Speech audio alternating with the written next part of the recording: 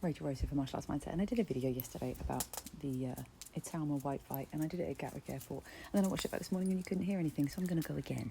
First things first, I'm really enjoying seeing a different side of Itauma through this whole build-up. He's quite a stoic young man. He's quite a bit more quiet, a bit more reserved. Some would say serious, I guess, but it's nice seeing his personality come through with the more interviews he's doing, the more airtime he's having, like the sort of behind-the-scenes stuff. I think it's great to see him sort of see the layers of him and see him as a character. One of the things I've noticed, he seems very unflappable.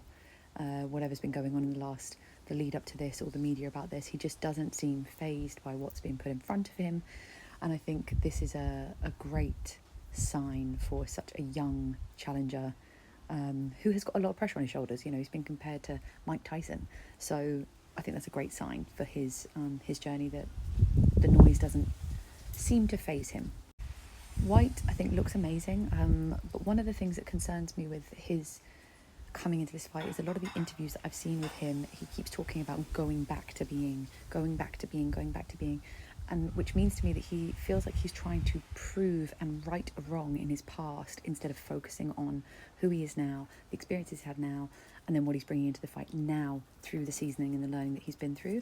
It feels like he's just trying to fix a narrative or fix something that's happened, and I feel that can play the wrong energy when you're in the ring, because you're too busy trying to right the wrong that you're not focused on what's going on in front of you in a pure sense. The way that I liken it is going into a relationship, so let's say your previous relationship cheated on you, so you carry the weight of that and you're distrusting in your next relationship, but you're trying to fix the pain within you from that last relationship in the next one, and all that happens is it just breaks down. So that's one thing. The other thing I fear with him is that because everybody has been like, he's over the hedge, it's too far gone, Moses is the favourite, yada yada, that can chip away at the ego. And if everybody around you is saying you can't do it, could that plant a message of you can't do it?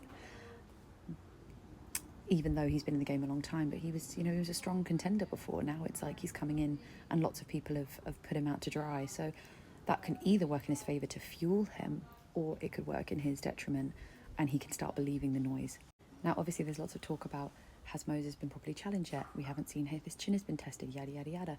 But that doesn't necessarily have to mean anything. I mean, Tyson moved through his career knocking everybody out very quickly, but I would be excited to see a challenge for Moses. I would really love it if Dillian could put him through his paces a little bit so that we could really see that resilience and that other layer of him come out. But I'm really looking forward to the fight. Let me know your thoughts.